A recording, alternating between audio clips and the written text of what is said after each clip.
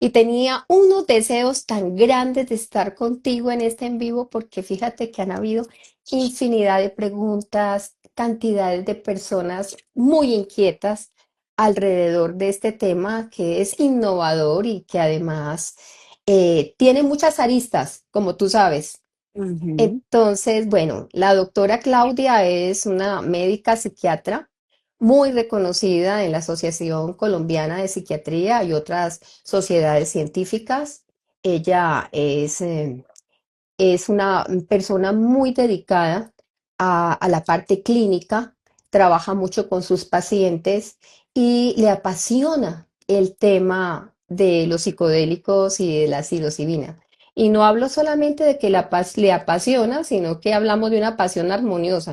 Es una mujer que se la pasa estudiando constantemente, revisando papers, asistiendo a capacitaciones y todo lo demás. Entonces puedo decir que estoy frente a una autoridad. Ha sido difícil casarte, Claudia, porque tú Ay, eres una mujer muy ocupada, pero bueno, aquí aquí estamos, estamos, nos a- conectamos por fin. nos conectamos y hay muchísimas cosas de pronto que podemos hablar, pero démosle de pronto un derrotero Ok. basado en lo que las personas han preguntado y Ujú. acerca de las principales dudas que se tienen frente a este tema de los psicodélicos y específicamente la psilocibina.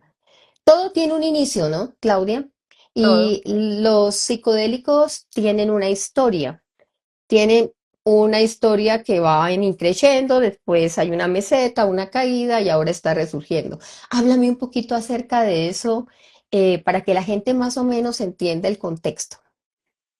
Bueno, Iris, gracias pues por la invitación. Es un tema que realmente me apasiona y que cambió como el sentir de mi quehacer como psiquiatra. Yo pienso que debemos empezar como con María Sabina. Yo pienso que era una de las cosas que más me preguntaban. Ella era una india mexicana de Oaxaca, ¿sí? Ella desde chiquita tenía como un don y era hablar como con los árboles, y ella misma decía que los hongos le hablaban a ella.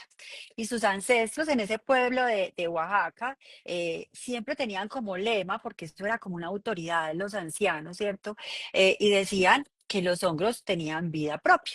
Ella Ujú, empieza y consume hongos y se empieza a volver pues como la sabia curandera de Oaxaca, ¿sí? ujú. Esto sigue así, ella nunca se logró con esto, ella simplemente abría sus puertas o sus montañas para poder curar, hasta que en los años 60 un banquero, un etnomicólogo estadounidense que llamamos Gordon Wasson, llega con su esposa a decir, bueno, ¿qué es este cuento de los hongos mágicos que lo ponen a uno a ver luces? ¿Qué es esto?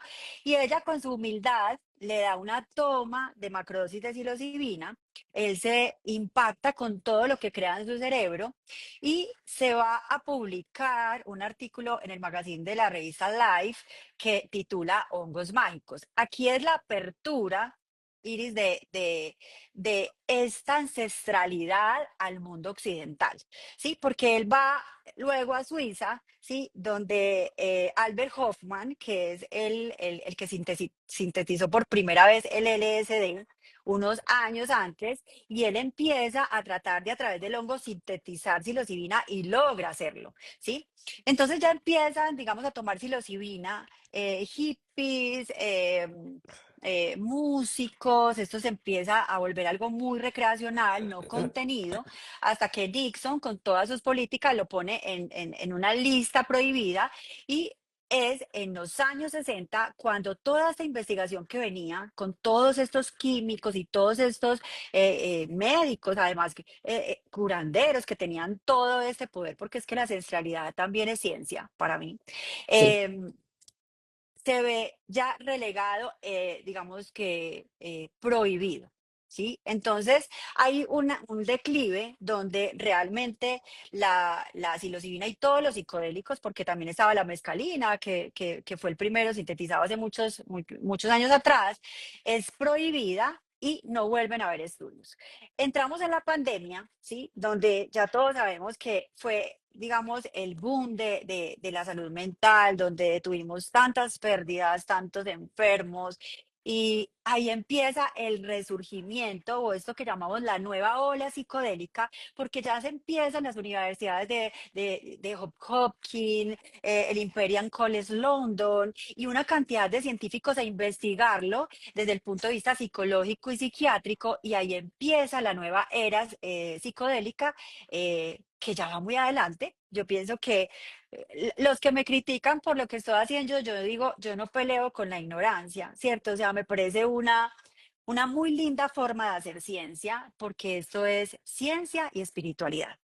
Ujú. Mira que aquí tú mencionas algo que me parece importantísimo, es que María Sabina, de alguna manera, por su mismo trabajo, fue inicialmente muy buscada para que la ayudara a muchas cosas físicas, depresiones, personas que estaban en muy mala situación, pero de la misma manera, cuando esto se popularizó y se volvió como una especie de moda y empezaron a llegar a Oaxaca y la comunidad se sintió muy incómoda porque vio esto como una invasión, ¿no es cierto? Como, bueno, Ujú. ¿qué están haciendo aquí? ¿Tú por qué diste este secreto si esto es algo ancestral, ¿verdad? Esta parte es muy importante tenerla en cuenta y tener en cuenta la cosmovisión inicial, que hay que respetarla, porque fíjate que esto es milenario y estos enteógenos que es un enteógeno, me encanta el término porque lo que quiere decir es tener a Dios adentro.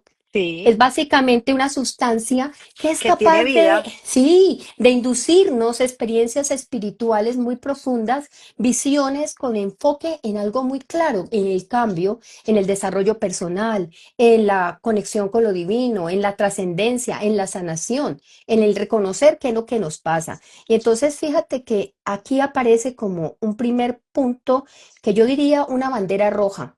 No se trata solamente de hablar por un lado y por el otro de hongos mágicos. Se trata de ponerlos en un contexto de respeto, de Ujú, ciencia, de ujú. investigación y sobre todo, y lo más importante, es que esto no se trata de una moda, que podemos sencillamente empezar a buscar seticas al lado de nuestra casa o sembrarlas y comerlas como queramos, sino que para eso, y la doctora nos va a explicar muy bien, se necesitan unos pasos muy, pero muy importantes para que estén dentro de la parte clínica.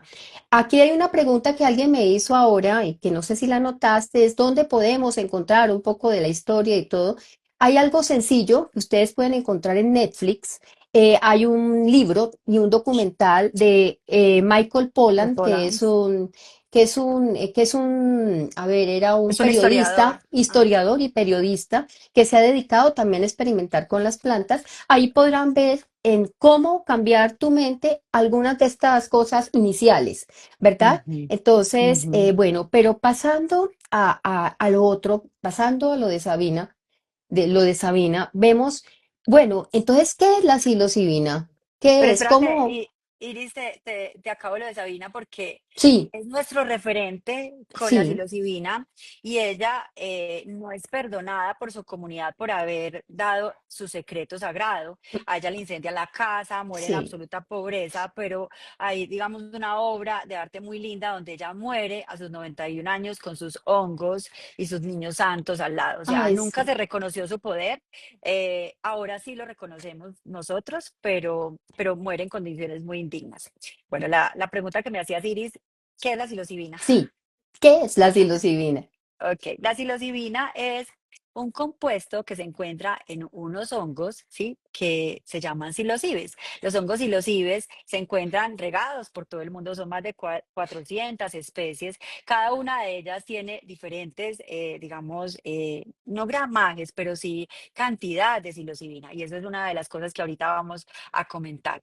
Eh, ese hongo, al ingerirse, la psilocibina se convierte en psilocina, y la psilocina, que es muy parecida a la serotonina, ¿sí? Que es derivado de la dimetiltriptamina, se une a unos receptores de serotonina llamados 5-HT2A. P2A. Al unirse a esos receptores, digamos, crea una cantidad de alteraciones neuronales, ¿sí? Que son las responsables de una cantidad de mejoría clínica en los pacientes, no solamente a nivel de los síntomas, sino a nivel de la inflamación y a nivel de muchos estudios que ahorita les voy a compartir. Fíjate que esto es muy importante porque a veces pensamos que la serotonina, sí, Ujú. actúa solamente sobre el sistema nervioso central, pero Ella. cumple unos papeles importantísimos en la terapia del sueño, en el funcionamiento de nuestro intestino, en muchísimas cosas. Y es muy importante que sepan que la psilocibina no solamente va a trabajar en determinadas áreas, sino que se tiene que estudiar porque cada vez se abren más campos de investigación que nos están mostrando Total. que esto puede traer muchos beneficios a la larga, ¿no? Muy importante. Ujú, Ahora, ujú. tú mencionas esto que es muy importante, es un alucinógeno, ¿verdad? Si uno lo entra a clasificar dentro de un grupo, sería un alucinógeno. Y aquí, aunque me estoy adelantando a la pregunta, la gente siempre le tiene miedo a los alucinógenos porque en la época de Richard Nixon, y me acuerdo mucho en la época de Reagan, y su esposa, Ujú. Nancy Reagan, decían Sí. que pues los alucinógenos eran una cosa terrible que hacía que el cerebro explotara. Ujú, Y resulta que había una campaña muy negra frente a estos alucinógenos. ¿Qué tan adictivos, qué tan dañinos pueden ser por su mecanismo de acción estos alucinógenos o específicamente la psilocibina, Claudia? mira que hay un estudio bellísimo sobre el nivel de las adicciones que toman desde los opiáceos hasta la cafeína y los honguitos salen de últimos, o sea, es lo menos adictivo del mundo. De hecho, sirve para las adicciones, ¿sí? A nivel de lo que ya les voy a contar, de cómo actúa la psilocibina, a nivel de la recompensa, la gente cree que se está drogando, pero es realmente lo contrario. O sea, la psilocibina no da adicción y la psilocibina tiene una capacidad grandísima de resignificar las adicciones. No digo curar, ¿sí? Porque a mí no me gusta esa palabra como cura las adicciones. No, esto es un trabajo fuerte entre el paciente y la integración, pero sí es capaz de sacar alcoholismo, tabaquismo, ahorita que vemos esta vaina de TUSI, sí es capaz de hacerlo. Obviamente para Ujú, las adicciones tenemos otro psicodélico que es la ibogaína, que es el top estándar, que no lo tenemos acá, ujú. pero los psicodélicos en general han mostrado mucha evidencia a favor de las adicciones. Entonces, quien no haga un retiro de psilocibina por miedo a ser adicto está equivocado y tiene que informarse. Importantísimo dato, porque eso es el temor que tiene mucha gente. Es que me voy a volver adicto a esto. Y de hecho Ujú, es muy interesante porque he tenido pacientes con depresiones resistentes, brutales, que no salen con nada y que en un tratamiento bien hecho con psilocibina ujú. y con una buena integración, solamente han necesitado de 2 sesiones y la paciente lleva en remisión bastante tiempo. Obviamente aquí es muy importante el seguimiento clínico porque precisamente es una psiquiatra quien hace estos tratamientos y hace una evaluación después de dicho tratamiento. Esto es muy interesante, puedes tenerlo en cuenta. Ahora hablemos un poquito de este mecanismo de acción de la psilocibina en el cerebro. Ya nos Bueno. dijiste que era un psicodélico, ya nos dijiste que actuaba parecida a la serotonina o que actuaba en esa vía de la serotonina, pero ¿cómo actúa? Cuéntanos un poquito. Bueno, la palabra psicodélico me gusta mucho porque psicodélico y psiquedélico es como la liberación del ser, la liberación del alma. ¿Sí? Entonces la psilocibina es un psicodélico, como no es lo que tú dijiste de la melena de león y todos estos hongos comestibles, porque la psilocibina tiene espíritu, por eso es un enteógeno. Entonces, la psilocibina llega, ¿sí?, al cerebro a unirse a esos receptores de serotonina, 5-HT2A, tiene una baja afinidad por los 5-HT1, ¿sí? Y hay varias hipótesis. Entonces, la primera es una que me encanta, sobre todo los que hacemos terapia cognitiva, que se llama el REBUS. El REBUS es el Realize, Believe, ¿sí? O sea, la liberación de las creencias under psychedelics, Sí. la liberación de esas creencias luego de ingerir un psicodélico. ¿Esto qué quiere decir? Que llega a unos circuitos cerebrales y produce una flexibilidad del pensamiento. Entonces, si el paciente deprimido tiene la idea de yo no sirvo para nada, yo soy infeliz, soy una carga para la familia, nunca lo voy a lograr. Cuando están en una macrodosis de psilocibina, porque pues cuando yo los cuido como mis niños, empiezan a decir, no, quizá yo no sea una carga. Yo pienso que soy muy buena en esto, quisiera priorizarme, o sea, uno los escucha como la macrodosis o, si, digamos, ejemplo, alguien que tiene una relación tóxica dice, yo en qué momento no me di cuenta de esto. Entonces es como esta expansión por ese factor de crecimiento neuronal y esta posibilidad de unas neuronas conectarse a otras que primas hermanas que ni siquiera conocían, produce esa liberación de los pensamientos rígidos. Entonces, por ejemplo, en la tríada de Beck, sí, que es a nivel cognitivo lo que referencia a un trastorno depresivo, que es la desesperanza hacia sí mismo, hacia el mundo y hacia los demás, en una sola macrodosis, ¿sí? Y al otro día, o sea, eso es increíble porque es muy rápido, ¿sí? Cambia. Entonces el paciente ya no se siente con esa visión en túnel, sino que empieza, digamos, a decir, uy, me dicen así, uy, Clau, mira este atardecer. Yo no me había dado cuenta que yo soy perfecta y se empiezan a mirar las manos, que realmente lo tengo todo. Los que van con esa idea de separarse dicen, yo pienso que no es así, ¿sí? Entonces esa liberación del pensamiento es el que nos ayuda con la depresión, la ansiedad, con incluso los trastornos de la conducta alimentaria, ¿sí? Y es como estar atrapados en unas creencias que ¿cuánto te demoras tú, que también es cognitiva, en una terapia cognitiva para Mm, poder cambiar esas creencias? Entonces, ese rebus o esa liberación de ujú, pensamientos rígidos es una de las hipótesis. La otra de la que más explico en las redes, sí es que la red neuronal por defecto. La red neuronal por defecto es esa vocecita interior que está siempre hablándote cuando tu cerebro está apagado. Entonces, cuando tú pues y a mí también me ha pasado, cuando uno se está bañando, se está arreglando, está en el carro, empieza como, no lo vas a lograr, es muy como del self, es como de yo, es el autobiográfico, entonces, no, yo esto no puedo, mejor suspendo la universidad, yo, ¿sí? Entonces es como esa historia autobiográfica muy negativa en los pacientes depresivos, en los pacientes ansiosos es, ¿qué tal? Yo no soy capaz con el futuro, porque acuérdense que a mí me deprime lo del pasado y me pone ansiedad lo del futuro. Entonces, no voy a ser capaz, subirme a un avión es imposible, exponer en público es imposible, y resulta que llega la macrodosis de psilocibina, porque estamos hablando, Iris, de macrodosis, no de microdosis, ujú. y apaga esta red neuronal por defecto. Y luego, cuando pasan esas 6 a 8 horas, la resetea y el paciente realmente, no me gusta decir que es algo flash porque esto necesita trabajo e integración, pero el paciente al otro día, mis retiros que son de sábado a domingo, al otro día empiezan a hablarse diferente. De hecho, mira, una de los ejemplos de esta desintegración del yo y del self es que un paciente puede estar en una macrosis de psilocibina viendo miles de cosas y es capaz de no pensar tanto en yo y decirte a ti, Clau, tú estás cansada, ve y descansa.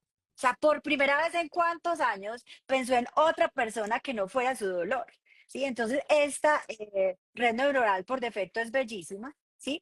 Y digamos, esa desincronización. Hay una teoría que me encanta, sí, que se las quiero explicar porque no es tan nueva, pero sí permite entender que la entropía es cuando llega una macrosis de psilocibina a tu cerebro, es una bomba atómica que desincroniza todo. Entonces mi lema es, hay que desincronizar para poder reestructurarme, para poder reencontrarme. Entonces, claro, se apagan algunas redes muy racionales, las prefrontales, estas que rumian, estas que repiten, y se aumentan o se hiperexcitan algunas redes más sensoriales, más de la percepción, más de la empatía. La psilocibina es empatía y conexión social. Entonces, mira que a mis retiros mucha gente dice, Clau, pero es que tú llevas 10 personas y yo no hablo.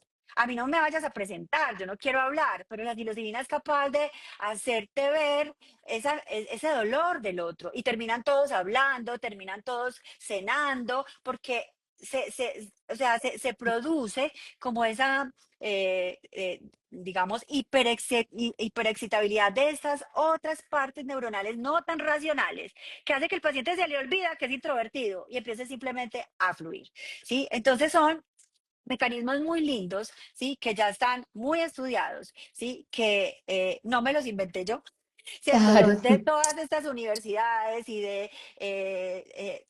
o sea, esta nueva era, como yo te sí. digo, toma la ancestralidad, porque es que yo amo la ancestralidad. O sea, yo tengo muchas personas que me dan durísimo en las redes, que yo me creo María Sabina, que no, honro la ancestralidad, pero también pienso que esto, así sea de la naturaleza, llega a tu cerebro y llega a tu cerebro y si estás medicado hay que saber hacerlo y si Ujú. tienes un diagnóstico hay que saber cómo evolucionar. Entonces, qué rico que los taitas, los chamanes, empiecen a trabajar en equipo, porque aquí no hay Ujú. exclusión, hay armonía y unión. Esas Sí, son como pero las sí, hipótesis, Iris, muy, muy interesante lo que estás mencionando en primer lugar, porque hay una de las cosas que fatiga demasiado al paciente y es la inflexibilidad. Cuando un Ujú, paciente no tiene flexibilidad mental, cuando un paciente no tiene la capacidad de sacar esas ideas incrustadas, pues todo el tiempo hay rumiación, John. rumiación, rumiación y Ajá, cuesta a veces mucho trabajo, como tú dices, sacarlas de allí. Ahora, sacarlas. lo que me explicabas acerca de la red neuronal por defecto también es muy importante. Ahora, y todo esto, el contexto, estamos mirando todo esto dentro de un contexto terapéutico evaluado, controlado y con integración, porque acabo de ver varios mensajes que me dicen que han tenido experiencias fatales con la psilocibina y es que para poder entrar a hacer un retiro con psilocibina, ya sea en cualquier protocolo profesional, tiene que hacerse con unos criterios muy especiales, con una valoración física y psicológica muy completa. Hay Ujú. pacientes que de pronto, si tienen el deseo de hacerlo, muchas veces mienten y no comentan que se están tomando, por ejemplo, una dosis alta de un antidepresivo y les puede dar una crisis serotoninérgica, por ejemplo. Ajá, Lo pueden presentar o un paciente que de pronto tiene un cuadro psicótico sí. y llega y lo manda a la mamá que para ver si esto le cambia la vida y esta persona puede llegar a generar pues unos episodios psicóticos miedosos y esto es lo que le hace mala fama al tema y es tomarlo como con mucha, como muy deportivamente. He escuchado de gente y de hecho te lo conté a una persona cercana a mí, y Sí, lo voy a comentar. lo voy a confiar. Estaba en Alemania y dijo que quería conocerse y que quería acercarse a Dios y no sé qué cosa en un grupo con amigos y resulta que consiguió los hongos, se los tomó con Red Bull, con vino, etcétera, y ya te imaginarás que terminó en un servicio de urgencias. Es decir, estas exploraciones pueden ser muy importantes y es muy conveniente que la persona que quiera hacerlo tenga un conocimiento vasto sobre esto, que lea demasiado antes de ir a visitar a su profesional. Porque muchas veces la gente no está preparada para este tipo de cosas. Hay que indagar. Hay que indagar, por Ujú, ejemplo, si el paciente está intoxicado en ese momento. sí, Porque dice, ay, no, yo tengo miedo, entonces yo me tomé 10 aguardientes, entonces ahora sí vengo chévere a hacerme el tratamiento de psilocibina. Entonces aquí tiene que haber también responsabilidad por parte del paciente, como hay responsabilidad por parte del médico. Y no todos los pacientes serán para psilocibina, como la doctora nos va a explicar.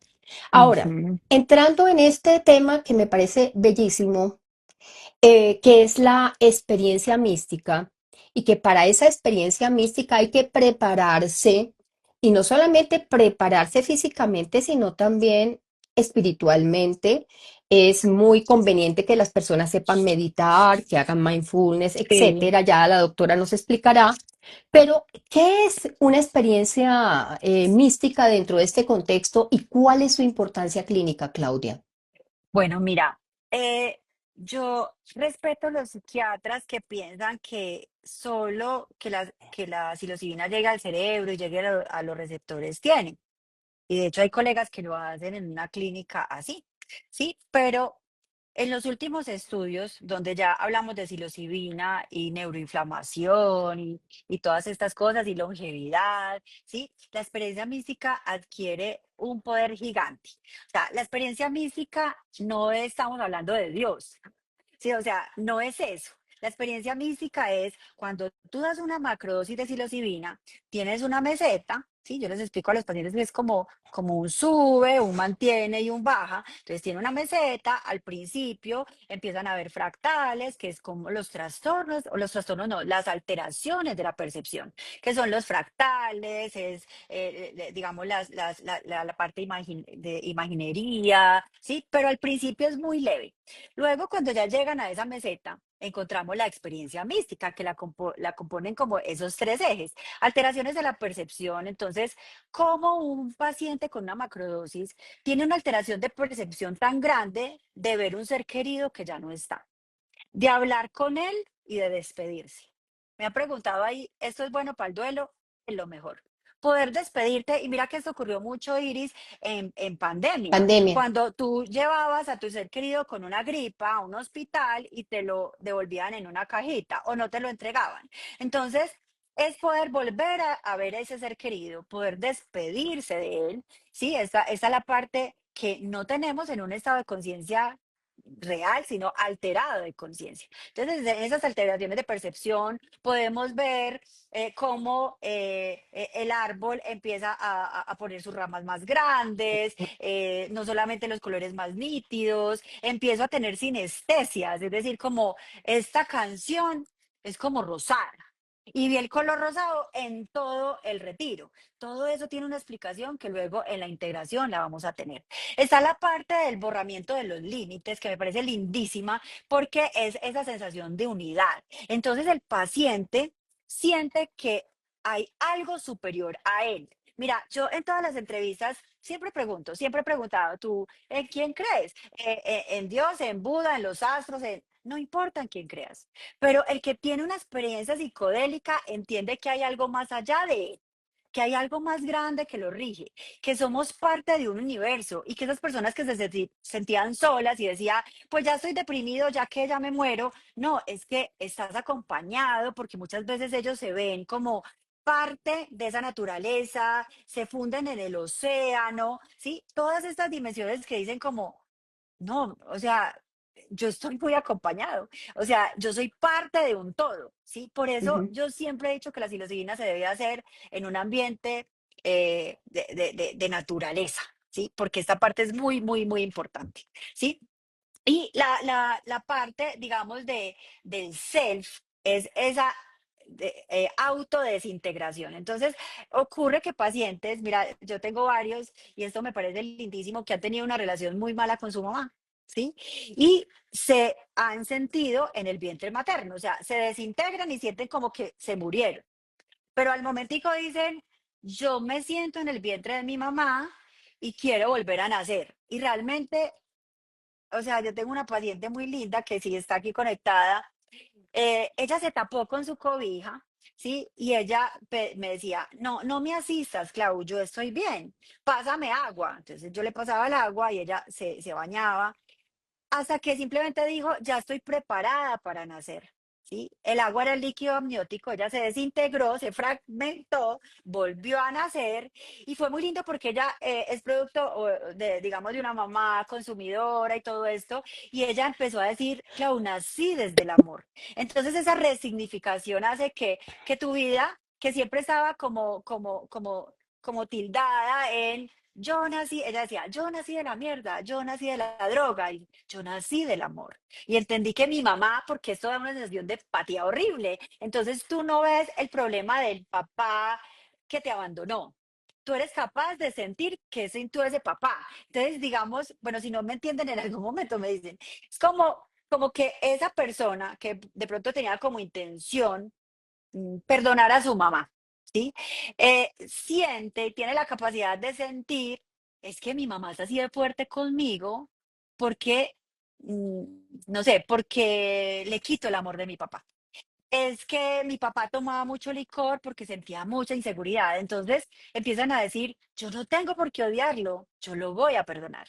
Y siempre es como el perdón es más para ti que para él, pero perdonar es soltar, liberar y seguir. Entonces, cuando yo te digo que esto cambió la forma de ver la psiquiatría, es que muchos, digamos, muchos antidepresivos sí te bloquean, te aumentan los neurotransmisores, pero no te muestran el fondo. Entonces, si llega un paciente depresivo y tú en esa historia, digamos, no le preguntas, porque la psiquiatría convencional es qué siente, cómo siente, trastorno depresivo con síntomas ansiosos, no estoy obviamente juzgando a nadie, pero si de pronto tú vas más allá y encuentran estos traumas y encuentras que es un paciente demasiado, por ejemplo, yo no me merezco, a mí no me sirve ningún hombre. O sea, tú vas a ver más atrás y dices, claro, es que yo nunca tuve una figura de apego, entonces yo lo interpreté como un cerebro infantil, yo no merezco que me amen y por eso está sola, solterona entre comillas, pero aquí le da la oportunidad de decir, me merezco ser amada. Sí, no sé si me hago entender porque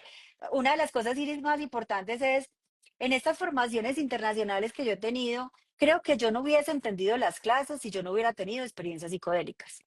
O sea, Claro. es imposible entender cómo uno se funde, cómo uno habla con otras personas, cómo uno entiende, digamos, la empatía, cómo perdona, cómo suelta sin haberlo vivido. Entonces yo creo que esto también es un llamado. Las personas que están interesadas en estudiar psicodélicos, primero hagan una experiencia psicodélica guiada y bien hecha para poder entender realmente su diplomado o su maestría. Mira, lo que tú dices es muy importante porque cuando hablamos de experiencia mística, como para Ujú. redondear todo esto que has Sí, dicho, se caracteriza por una sensación de unidad. Las de personas, unidad. en varios estudios que se han hecho, lo que refieren es que se sienten como no separadas, se sienten parte de muchas cosas. Hay una Ujú. sensación de trascendencia, ojo, que ese es uno de los elementos muy importantes que se están perdiendo en esta época. La gente no se siente trascendente y hay una percepción y una revelación muy profunda y armonía que ellos dicen, lo mencionan como algo como armonía espiritual. Entonces, a ver, yo pienso que esto se ve muy bonito, se ve muy bien, pero cada experiencia es diferente dependiendo de la vida de cada paciente. Por eso es fundamental como que acercarse mucho a esa persona a la que se le está acompañando, sobre todo estos pacientes que tienen depresión y ansiedad, y haberles hecho una evaluación muy completa Mm. antes de que Mm. para tener la idea, para tener una idea de cuáles han sido como esos temas que a ellos les angustian, porque la posibilidad de volverte único, de poder dejar el yo, de trascender, pues es algo que definitivamente puede ser maravilloso, ¿no? Y como tú misma decías, este componente espiritual no implica necesariamente abrazar una religión determinada, No, pero sí que ayuda a pero algo sabes que que, es, sí, Iris, lo que hablábamos tú y yo en estos días, que siempre nos enseñaron que el ser humano en salud mental es biopsicosocial.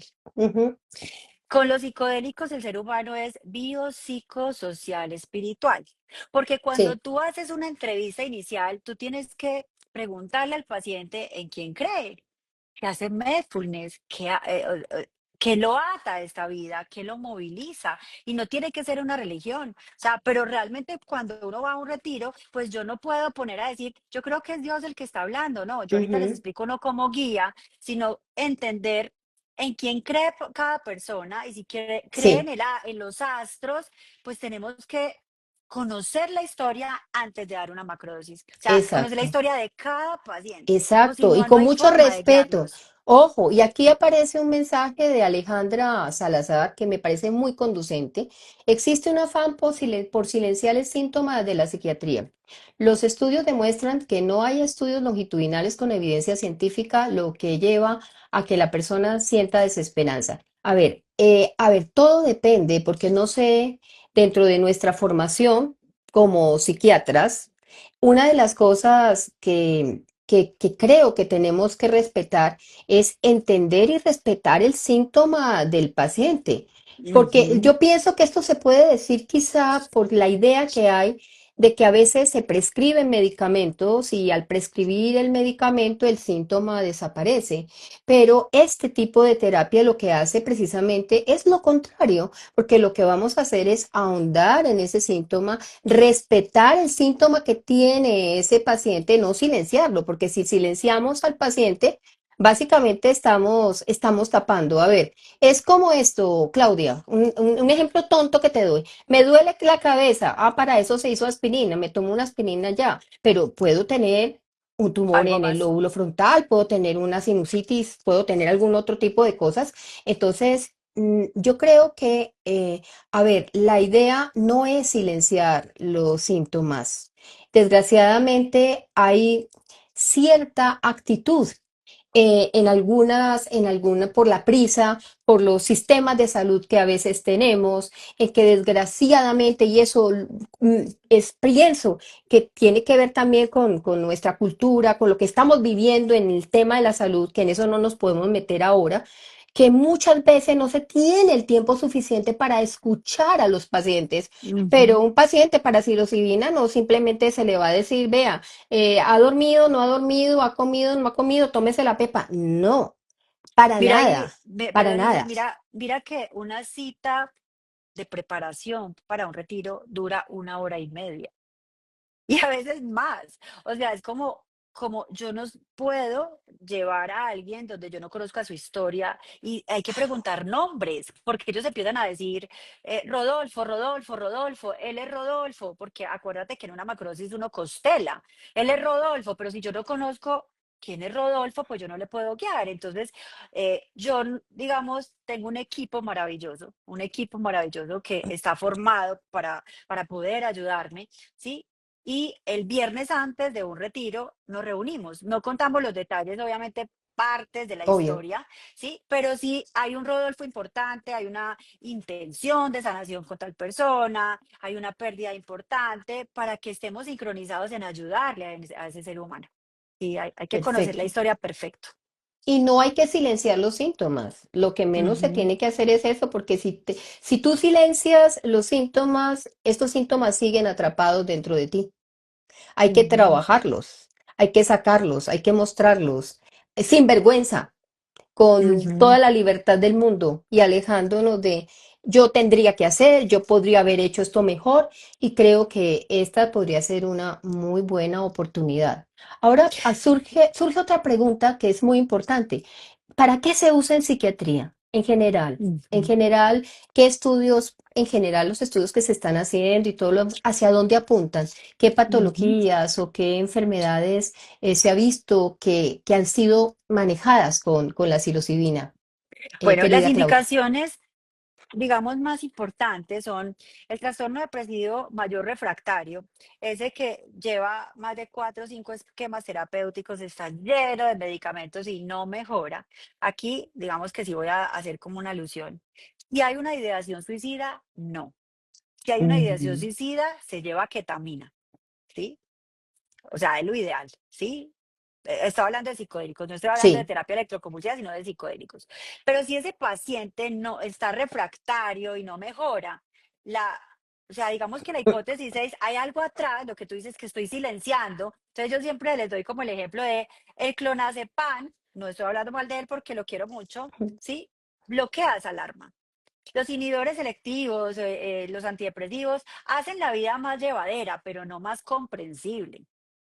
La psilocibina saca del inconsciente a través de esa disolución del ego lo que yo no me acuerdo, los traumas que tengo por allá, lo que explica mi conducta actual y puede que ese paciente depresivo realmente cambie la forma de ver la vida. Yo nunca les digo, ve a un retiro que yo te quito los medicamentos. Eso es otra cosa que quiero dejar claro. O sea, por eso hay una evaluación psiquiátrica. O sea, si hay un paciente con una depresión fuerte, con un TOC, seguramente le voy a decir, después del retiro vamos evaluando cómo vas y podemos, digamos, poner microdosis y poner dosis más bajas, pero de X o Y medicamento, pero que mejora, mejora.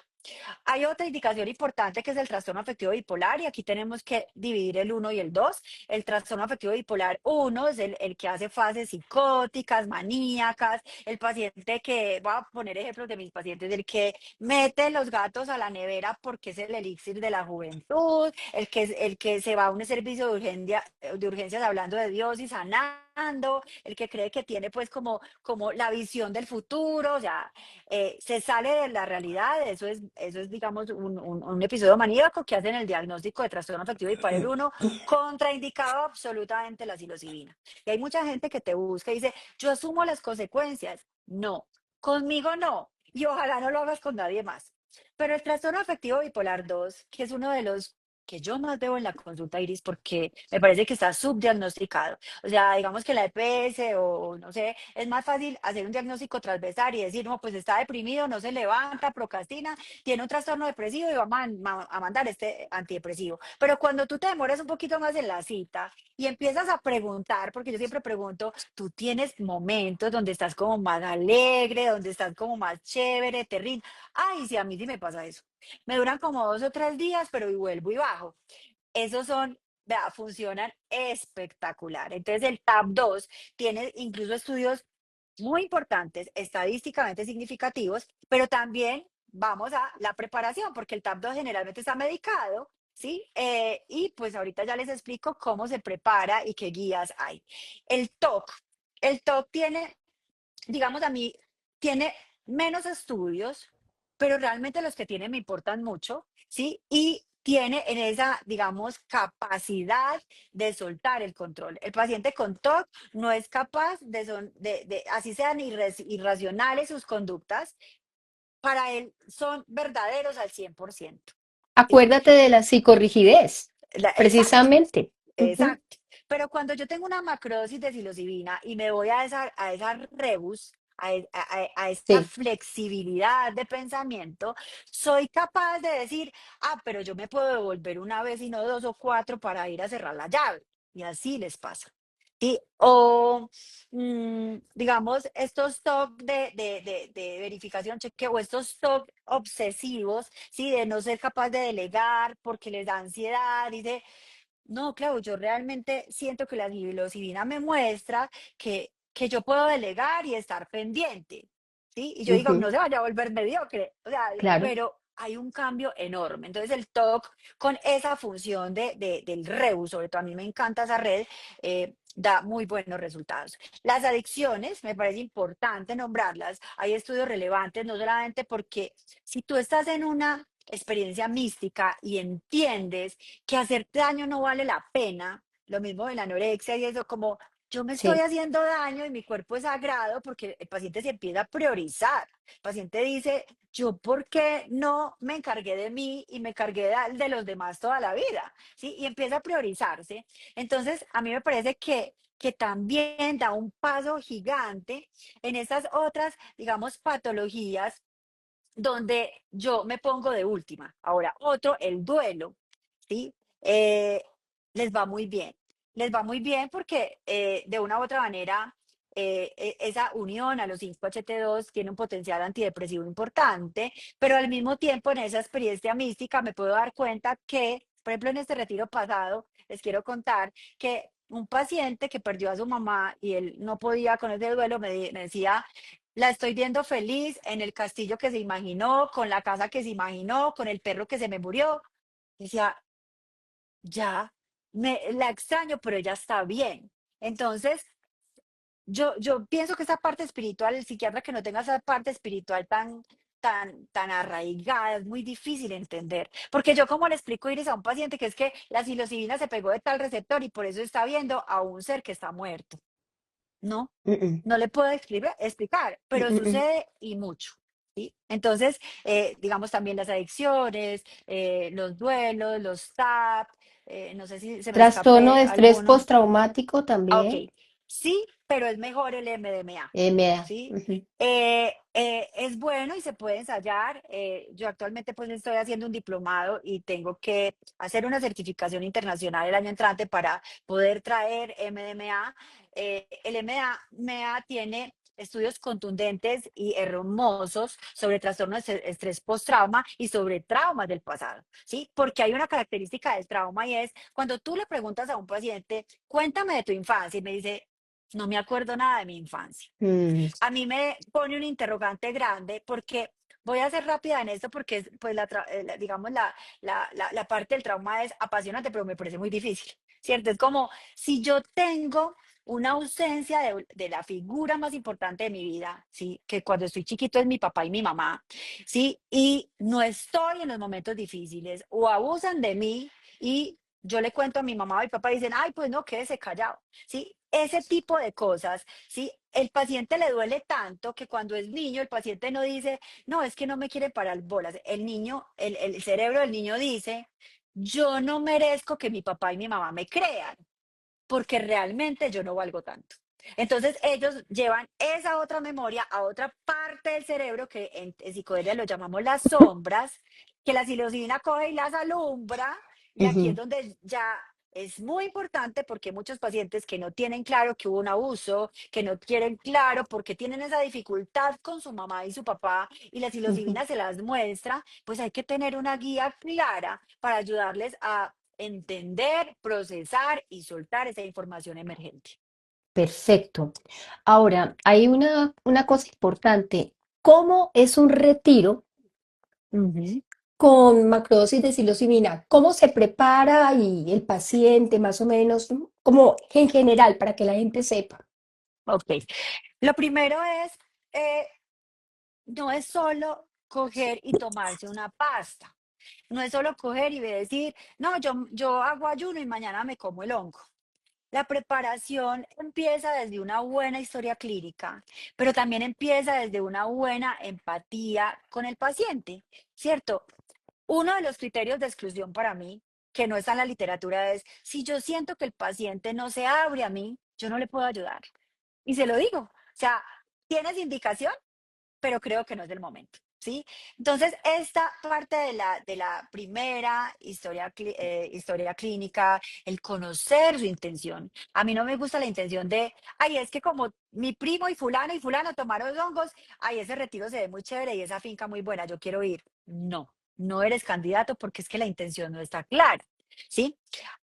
En la integración no es solamente la intención, como se creía antes, tienes que tener una intención, no. Acuérdense que la depresión, el dolor crónico, la ansiedad, tienen una neuroinflamación cerebral. Entonces, para prepararte, yo tengo que hacer todo lo posible por desinflamar ese cerebro. Entonces, 10, 15 días antes de la toma, deben bajar carbohidratos, bajar azúcares, bajar grasas, bajar carnes rojas, aumentar hidratación, frutas, verduras, hay un Probióticos, probióticos. exacto, Mm, probióticos, prebióticos, ¿sí? Porque realmente necesitamos honrar estas medicinas sagradas, ¿sí? Y si yo no me voy preparado, yo le digo al paciente, trata de seguirlas, no al pie de la letra, sino como con amor, porque mientras más preparado estés física y mentalmente, mejor te va a ir, ¿sí? Entonces, esa es la parte, digamos, de la preparación. La segunda parte linda es la toma, que la gente cree que la toma es la curación, la Ah, toma es pero el espérate, inicio. discúlpame, un Dime. segundito. Hay que, si usted está tomando medicamentos, por ejemplo, Ujú. inhibidores de recaptación de serotonina, etcétera, debe suspenderlos, debe bajarlos, ¿qué debe hacer? Bueno, mira que eh, hay dos guías. La guía estadounidense habla de que si yo estoy tomando inhibidores selectivos de recaptación de serotonina, ¿sí? Y tengo niveles altos de serotonina, y obviamente la psilocibina mimetiza la serotonina, puedo hacer un síndrome serotoninérgico que pues hablando rápido, es como una toxicidad serotoninérgica, para Sí. no entrar más en detalles. Pero resulta que las guías europeas, que son del 2024, noviembre del 2024, dicen, no es tan claro el síndrome serotoninérgico con psilocibina. Tú puedes suspender el inhibidor selectivo 48 horas antes, irlo bajando 48 horas antes, darle muy poco o suspenderlo y llevarlo a la toma, porque es más peligroso llevarlo, digamos, enfermo y llevarlo muy desestabilizado, ¿sí? Y no es necesario. Pero Ok, ojo, y esto puede ser producto de otro live. Con MDMA, con ayahuasca y con LSD hay que quitar los inhibidores selectivos 7 días antes. Y eso sí es muy importante. Entonces, hay que quitar, porque la gente, ay, no, no alcanzo a prepararme. Obvio, mira, si yo tengo un paciente con inhibidor selectivo y está tomando, no sé, citalopram 20, empiezo a bajarle a 10, luego lo paso a gotas, 5, y digo, y le digo, el viernes no tomes y el sábado tampoco. ¿Ya?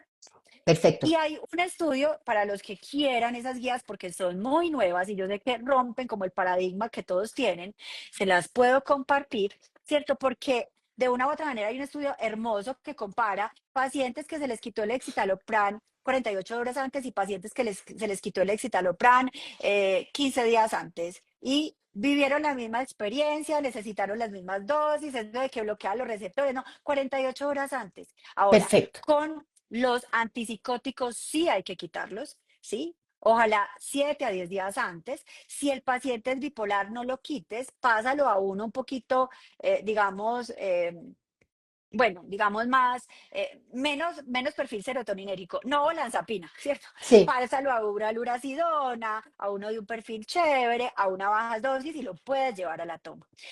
Hay que suspender, eso sí, trazadona y mirtazapina. ¿Por qué? Porque ellos son antagonistas serotoninérgicos y me van a hacer una reacción cruzada. Entonces, fíjate que cada uno tiene el litio. Debe suspenderse, el ácido valproico debe suspenderse 3 a 4 días antes. Entonces, fíjate, Iris, cómo de una u otra manera, cómo un taita va a hacer esto. O sea, mira, lo que me no estás se puede. diciendo, ojo, lo que tú me estás diciendo es muy importante porque tú tienes que conocer mucho de psicofarmacología, de Ujú, cognición, para poder acoplar a dicho paciente que es individual, no todos los pacientes son iguales, para adaptarlo para que pueda hacer la toma. Entonces, ujú, es muy importante lo que tú dices, está bien, un taita, una persona que tiene mucha experiencia y ujú, todo, si se hace dentro de, por ejemplo, si estoy con el peyote en una comunidad mexicana donde yo no recibo ningún tipo de medicamento psiquiátrico y dentro de mi cultura se utiliza el peyote para trascender y todo lo demás, no pasa nada, no pasa nada porque estás dentro de la misma área. Es decir, ujú, estás dentro de una cultura donde no se utilizan estas cosas y ahí no sería necesario. Pero si tú ujú, perteneces a una cultura diferente, donde has recibido un tratamiento diferente, en ese caso, acudir a estos médicos tradicionales no es que sea malo, pero sí hay que advertir y esa persona tiene que asesorarse de un psicofarmacólogo o de una persona que conozca esto, porque existe algo que se llaman interacciones farmacológicas que pueden generar complicaciones en los pacientes. Esto, exacto. porque esto es un medicamento finalmente. Tú te lo Sí, tomas, es algo que va a generar un cambio dentro de ti y es un quiero que se psicotrópico. quede en psicotrópico. Quédense con esa idea de que no olímpicamente nos vamos a acercar a algo en una finca con mi grupo de amigos, porque qué chévere, porque ahí es donde ocurren pues tantos desastres, ¿no? Y es importantísimo, creo que nos concienticemos de eso, de Iris, que- hay sí, otra indicación que de pronto no está en los libros, pero que me la preguntaron en Instagram y es, si yo no tengo una patología psiquiátrica, ¿puedo ir? Yo te digo que hay muchas personas que viven el día a día en forma automática y que tienen una historia muy dura y que son, o sea, digamos que en su actualidad o son rígidos o no tienen una pareja o se autosabotean o se tiran re duro. Eso tiene una explicación, ¿sí? Entonces, estas personas que viven y que yo veo no configura ningún trastorno psiquiátrico, porque lo pongo en la historia, pero tiene una intención clara, les va muy bien, porque es una forma, digamos, de ver la vida distinto y nosotros los psiquiatras, digamos, nos ponemos muy felices si el paciente vive de una manera diferente. Entonces, Autoconocimiento, sí, autarquía, total. autonomía, claro. Yo sí los Ujú, llevo cuando tengo una intención clara de necesito saber yo por qué me autosaboteo todo el tiempo, necesito saber yo por qué pienso en los demás y no pienso en mí, por qué no me dura un trabajo, por qué en las relaciones busco los narcisistas, les va súper bien, porque encuentran el origen de la dificultad. Entonces, ujú. esa puede ser una que no es de investigación ni de libro, pero me parece que les va supremamente bien.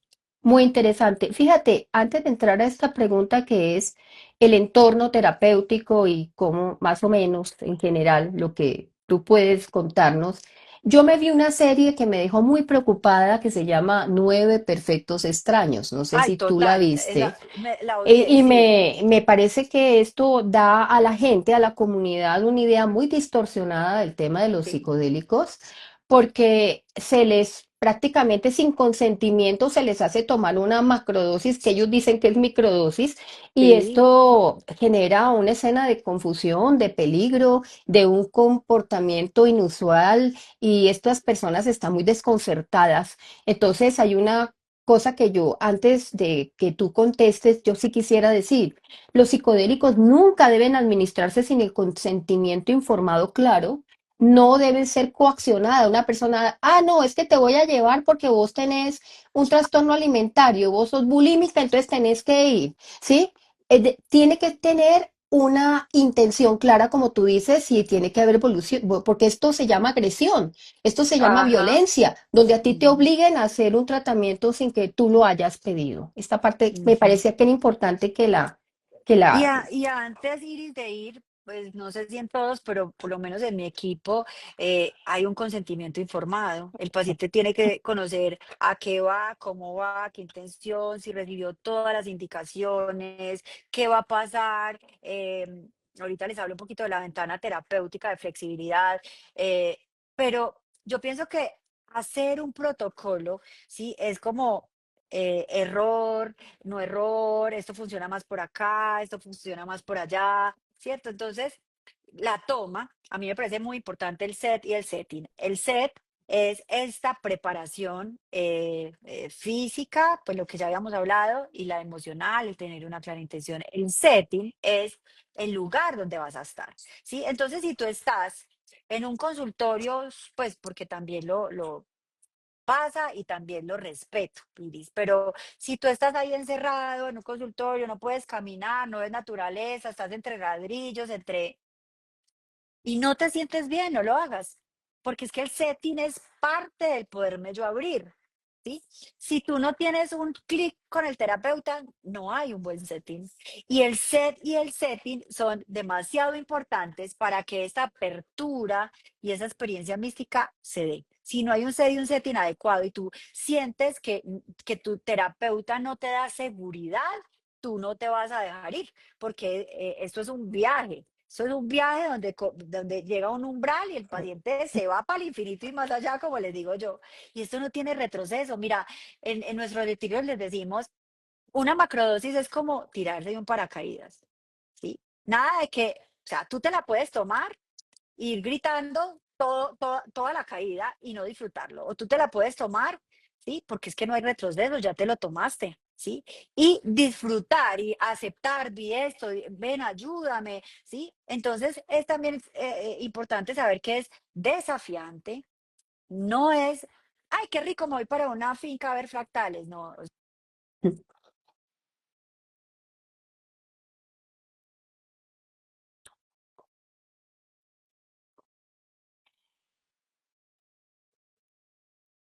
¿No me La escuchas? voz, ya, ahora sí. Ok. Ya. Ok, entonces es eso como que es importante que los que nos están oyendo sepan que eh, yo admiro mucho los pacientes que van a un retiro con psilocibina, porque es más fácil tomarse una pasta que silencia su síntoma, ¿sí? Y mucho más difícil verse a sí mismos y verse hacia adentro. Muy importante lo que estás diciendo. Mira, este tema es súper apasionante. Hay una última pregunta que te quiero hacer porque el tiempo se nos ha pasado y habría miles de cosas que pueden salir de aquí.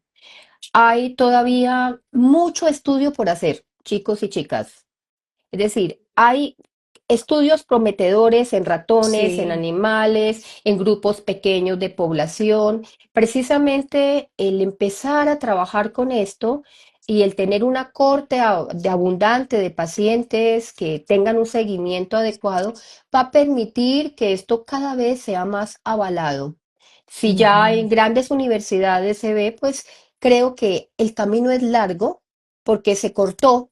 Había muchas promesas, incluso con el tema del dolor y la tristeza frente a la muerte, ¿no? Que a mí yo ujú, pensaba, ¿no? Hace poco murió mi papá con un gran miedo a morirse y yo ujú, decía, qué tan bueno que él hubiera tenido esa posibilidad de irse sin ese miedo a morir, ujú, ¿verdad? ujú, Al ver todas estas cosas, vemos un campo de esperanza, pero también vemos un campo donde hay muchos detractores, hay mucha duda, hay mucha inquietud. ¿Por qué? Porque desgraciadamente, como alguien lo dijo dentro de los comentarios, hay personas que no están capacitadas y que empiezan a hablar libremente de esto y a proponer retiros y cosas sin ningún tipo de fundamento, ni de ninguna base, ni de ningún estudio, y obviamente los resultados no se pueden garantizar. Y eso es lo que da muchas veces mala fama a este tipo de situaciones. Entonces, tenemos que tener en cuenta de que las cosas basadas en la evidencia son muy importantes y la evidencia va avanzando desde que sigan ujú. habiendo investigadores, ¿verdad? Ahora, la pregunta final, la postura ante esos psiquiatras que niegan la psilocibina normal, la que puedes conseguir en el hongo, y dices que hasta que no tengan una psilocibina sintética Sintética. no la van a utilizar. ¿Tú qué piensas acerca de eso, Mira, Claudia? yo pienso que podemos morirnos sin que haya una psilocibina sintética y te voy a dar algunas razones. Los pacientes que hacen macrodosis de psilocibina realmente muchos se dan de alta. ¿Sí?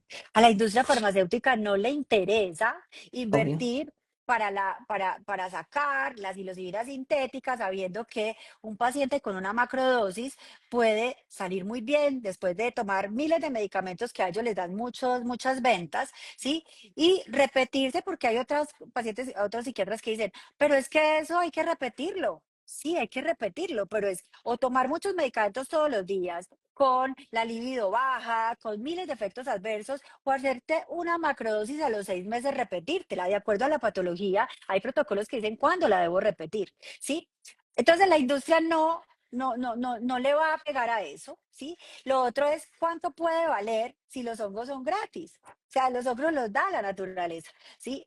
Y yo pienso que la postura es respetable, Iris. Yo pienso que es respetable, pero bueno, que porque el hongo no tiene el porcentaje exacto, ¿sí? Pero mira que ya hay una tabla donde ya más o menos podemos saber, no exactamente como quieren muchos psiquiatras, en tal cápsula hay 25 miligramos de psilocibina, como se hacen en los estudios de Sí, investigación. Pero si yo tengo alrededor de 5 gramos de hongo seco, ¿sí? De X o Y cepa, puedo tener 20 o 25 miligramos de psilocibina. Si se me va más o menos, pues yo digo que no tiene que ser el punto para yo pararme la raya y decir, no, esperemos, porque en ese esperemos cuántas vidas vamos a perder. Sí, realmente. Entonces, yo entiendo y chévere que ellos esperen que salga. No creo que ningún laboratorio le vaya a apostar a esto. De hecho, en mi consulta particular, eh, la formulación ha bajado increíblemente. Sí, o sea, no me interesa llenar al paciente de medicamentos, me interesa que esté bien y que sea feliz, ¿cierto? ujú, Entonces, también creo que es como una medio pelea con la industria, pero a la vez es, primero es el paciente, luego es sí. la industria, ¿sí? Entonces, respetable, pero no la comparto, ¿sí? Mira, yo Y algo, llevo, dime. disculpa, no, no, acaba, tranquila. Algo muy importante, Iris, que dentro del retiro o dentro de una macrodosis es la Ujú, integración. Si tú no integras la información que viviste en la experiencia se queda como un simple recuerdo. Entonces, yo digamos, hay otro protocolo que también los que están interesados, yo les mando la información que dice, después de una experiencia, ten al menos 2 citas de integración, mínimo. Esas citas de integración tiene que ser con el que los acompañó. No se pueden ir a donde un psicólogo y perdóname, pues, a decir, mira, yo vi a mi papá haciendo así, tomando, porque, sí, pues sí, seguramente pues viste a tu papá porque lo tienes en tu corazón. No, es qué significa ver a tu papá. Entonces, digamos que si ese psicólogo o ese psiquiatra no está capacitado en una integración psicodélica, va a minimizar la experiencia y no va a haber una verdadera integración. Entonces yo le digo a los pacientes, porque son muchos los que vienen de otros países, otras ciudades, yo no tengo que ser tu psiquiatra siempre. Al menos después de la experiencia ten 2 citas y te puedes devolver donde tu psiquiatra, pero no dejes de tenerlas, porque es llevar la experiencia a la vida real, al día a día. Eso es fundamental y aquí viene un tema que es muy interesante, es acuérdate que nosotros como psiquiatras prácticamente hacemos ensayos terapéuticos continuamente. Sí. Desde el conocimiento de la psicofarmacología, del conocimiento de los efectos secundarios, desde el conocimiento de nuestro paciente y muchas veces llegamos y damos a un paciente una dosis y esa dosis no le responde, damos otra dosis y esos ensayos terapéuticos llegan hasta encontrar la dosis para ese paciente con esa fisiología, con esa edad, si es hombre, mujer, si tiene determinado peso, etcétera. Aquí pienso Ujú, que ocurre exactamente lo mismo. En el ujú. sentido de que tú estás administrando, hay unas equivalencias, unas tablas que más o menos te dicen en la equivalencia y tú vas ensayando y tú vas viendo, porque no todas las personas supongo que responden a la misma cantidad, Amador. ¿verdad? Ajá, Exacto, entonces exacto. esa parte es muy importante. Ahora, aquí hay un aspecto ético muy importante. Nosotros hemos sido formados primero a no dañar. Eso es algo que No para hacer nosotros es daño. no hacer daño al paciente. Es decir, no vamos a ensayar ni los pacientes serán conejillos de India, ni mucho menos. Ujú, Esto hay estudios, hay trabajos, hay protocolos como tú dices, y me imagino, estoy absolutamente segura, siendo tú tan juiciosa, que estás haciendo un reporte impresionante de todos los datos y pronto nos saldrás con un estudio maravilloso que presentarás en uno de los congresos de psiquiatría, porque ujú, básicamente el hecho de poder ver series de pacientes en el tiempo, hacerles seguimiento y todo, es lo que nos va a decir si realmente esto nos está sirviendo o no nos está sirviendo, y no la ujú. anécdota. Porque aquí no estamos Exacto. hablando de anécdotas, de que a mi abuelita le sirvió, que o a mi tía le sirvió. Estamos hablando de comprometerse, de estudiar, de revisar protocolos y de trabajar con el paciente asegurándole seguridad, hidratación, etcétera, ¿no es cierto? Esta Ujú. parte es importante. Ok, ok. No sé tú qué Que, pienses al respecto. bueno, pues a mí me parece que es no solo estudiar, sino mm, no excluir a nadie. O sea, a mí me gusta trabajar en equipo, a mí me gusta que si el psicólogo está haciendo macrodosis y me pregunta cómo desmonto, yo pueda ayudarle, pero de una u otra manera es mucha responsabilidad porque yo no voy a acompañar esa macrodosis. Hay algo que quiero dejar claro y es, yo no sé, yo he cuidado, no sé, más de 200 macrodosis y puedo decirte que al principio pues me buscaban mucho para vivir la experiencia. Ahora, Iris, me buscan mucho diciendo lo siguiente. Viví una experiencia y quedé traumada. Viví una experiencia y no puedo volver a dormir jamás. Entonces, digamos que eso se llama trauma post-vivencia o post-experiencia, donde tú puedes quedar, digamos, frágil una semana y eso es normal.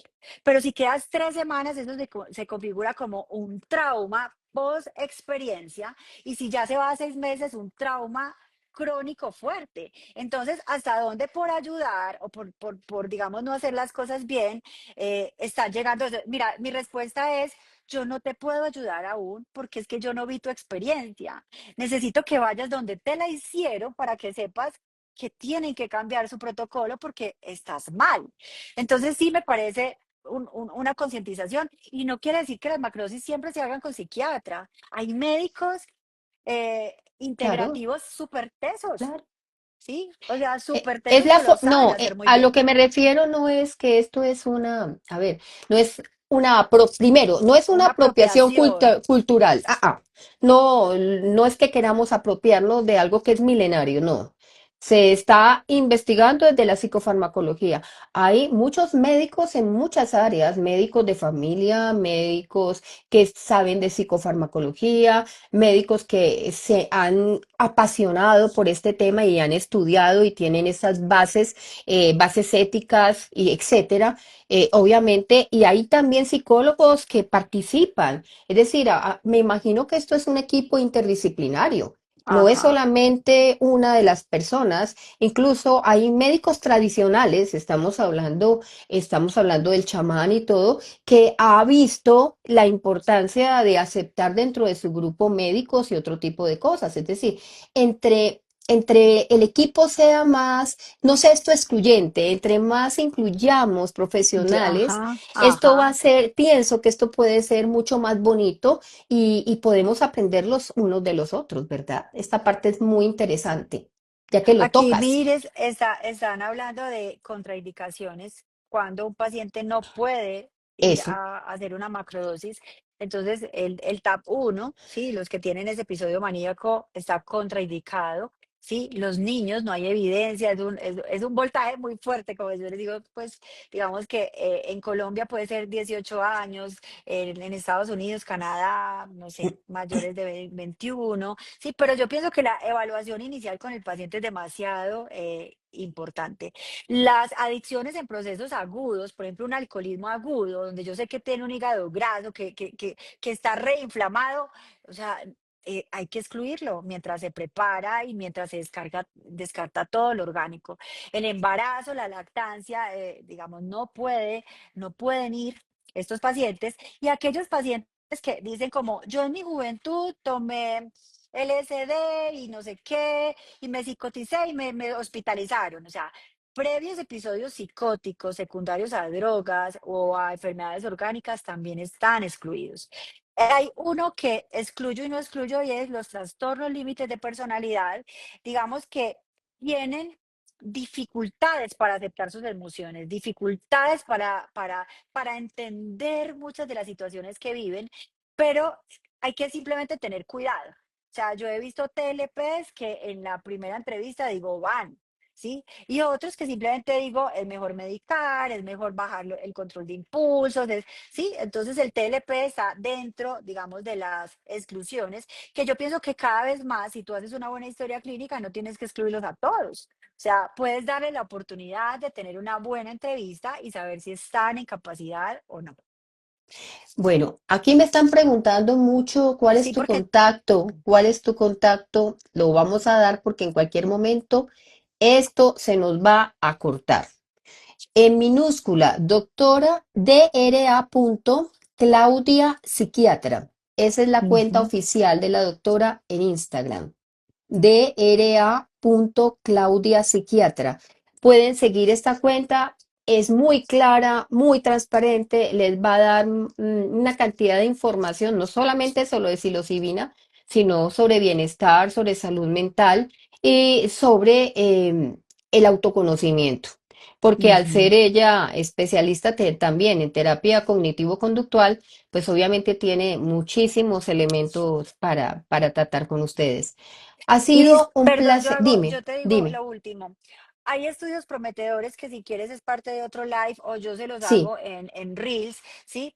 Donde la psilocibina llega a otras redes neuronales, llega digamos, sustancias que disminuyen como la autodestrucción neuronal, llegan al receptor sigma, que es un receptor como que protege, es como un antioxidante, antienvejecimiento cerebral y hay estudios muy lindos sobre esclerosis múltiple, trauma cefalocraneano, lesiones medurales, dolor crónico. Incluso hay estudios Alzheimer. lindos, Alzheimer, Parkinson. Ujú. Sí, entonces eso me lo preguntan mucho. Sí, igual son cosas que estoy también estudiando en el diplomado que estoy haciendo y puedo con esto terminar diciéndoles, sí hay estudios prometedores, sí hay estudios que pasaron de lo preclínico a lo clínico, ¿sí? Que posiblemente vayan a hacer que estos pacientes tengan una posibilidad de mejoría. anímica, funcional, neuroinflamatoria, neuromoduladora y todo lo demás. Bueno, Claudia, ha sido un placer, una alegría muy grande que me acompañes en este en vivo. Espero que las personas que no lo pudieron ver, lo vean, lo compartan, hagan sus preguntas. La doctora es muy abierta a contestarles. Tiene una amplia experiencia, como ustedes ven. Y nada, a todos los que nos acompañaron, muchísimas gracias. Y Claudia, necesito planillarte para otro encuentro porque hay mucho Y actualizar el iPad. y O sea, y actualizar, actualizar el sí, iPad. Sí, o porque sea, yo sí, pienso que en el live, como quedan nuestros dos perfiles, les proponemos que dejen las preguntas.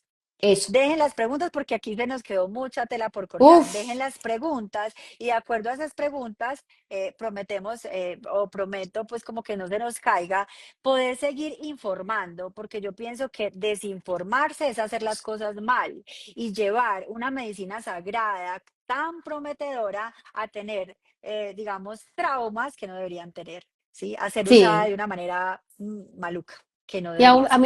a mí me queda algo muy lindo de todo lo que hemos hablado, que lo primero es que el paciente es un todo y lo que tú decías, biopsicosocial y que hay que tener en cuenta no solamente lo que él tiene, sino el ambiente en que vive y las oportunidades y las Ajá. posibilidades que tiene.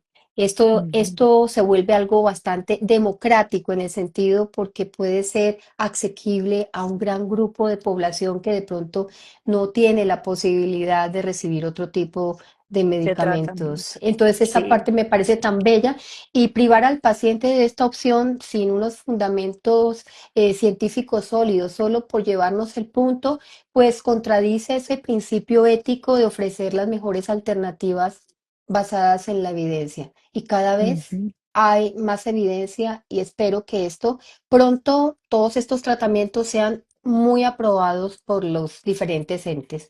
ujú. Pésele lo que le pese a la industria farmacéutica.